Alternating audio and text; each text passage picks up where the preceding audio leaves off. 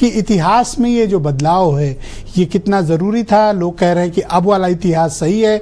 हमारे पास दो बड़े नोटेड हिस्टोरियन भी है, इरफान हबीब साहब और तिवारी जी भी, दोनों भी इस पर मत भिन्नता है। आप क्या धारणा रखते हैं कि कौन सा वाला ज़्यादा सही है और ये विवाद क्यों उत्पन्न हुआ? देखिए, वर्तमान परिवेश में राष्ट्रवादी सोच वाले लोग इस एनसीईआरटी के बदलाव को उसको पॉजिटिव तौर पर ले रहे हैं, लेकिन इतिहास हो या भूगोल हो या वर्तमान हो, जिसके पास ताकत होगी वो अपने हिसाब से लिखवाएगा, जिसके पास पैसा होगा वो लालच देके लिखवाएगा और जिसके पास तलवार होगी वो शक्ति से लिखवाएगा।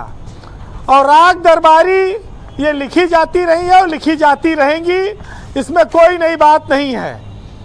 मुगलों ने भी बहुत मार काट की है, अंग्रेजों ने भी बहुत मार काट की। अब अकबर द ग्रेट लिखवा दिया गया और मुगलों ने मंदिर तोड़े, टैक्स लगाया, किसानों के लिए दंड लगाए, जो आक्रांता आए वो लूटे पाटे राज किए। स्वाभाविक है कि राजा न तो बहुत उदार होते हैं और न ही बहुत क्रूर, दोनों के मिश्रण में जो रहे उनको महान कह दिया गया और जो तलवार के दम पर उनको औरंगजेब कह दिया गया। किसी ने अपने पिता को ही बंद कर दिया, किसी ने अपने भाइयों का कत्ल कर दिया। ये सब क्रूरता खाना पीना पहनावा आचरण तमाम चीजों से आई इतिहास में, हर युग में रहा है। आज भाजपा सरकार है, थोड़ा बदल ले रही है, आप अपनी बारी की इंतजार कर रहे हैं, आप आए आप भी 2-4 अध्याय चैप्टर बदलवा देना, फिर कौन समस्या है। और एनसीईआरटी का किताब पढ़त के भाई बताओ, जब प्राइमरी स्कूलें बंद हो रहे हैं और सरकारी स्कूल बचे कितना, सब कॉन्वेंट में पढ़ रहे हैं बच्चे, वहाँ पर कितना चलेंगी पुस्तकें एनसीईआरटी की। वहाँ सब हर साल किताब बदल जाता है, वहाँ पैसा खेल है, वहाँ इतिहासकार बदल जाते हैं। तो समस्या ब्रजेश जी ये है, एक अलग थ्योरी होती है कि चूंकि मुगल मुसलमान ये सब हमको वोट दे रहे हैं, इसलिए इस पर चर्चा होगी।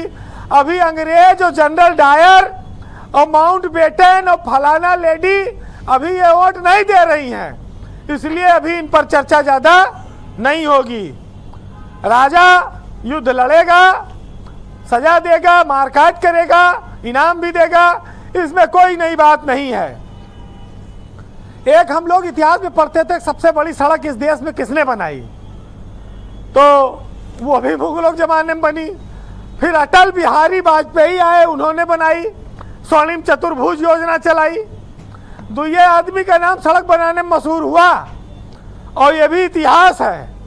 लेकिन चूंकि धार्मिक असहिष्णुता और जजिया कर, दमन, जबरिया धर्म परिवर्तन, मंदिरों को तोड़ना, किसानों पर दंड लगाना जैसी नीति की वजह से आज इस देश में मुगलों के प्रति नफरत भरी लोगों में नफरत आई।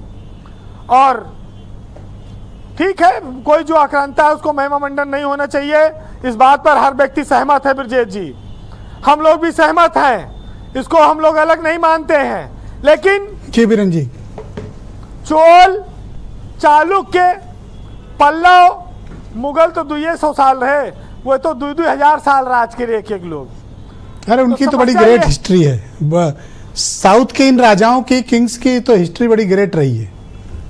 अब समस्या इस बात की है कि ताजमहल का ज्यादा महिमा मंडन हो गया, हमारे कोणार्क के सूर्य मंदिर से लेके इस देश के तमाम सारे ज्योतिर्लिंग मंदिर मस्जिद, इनका उतना उल्लेख नहीं हुआ।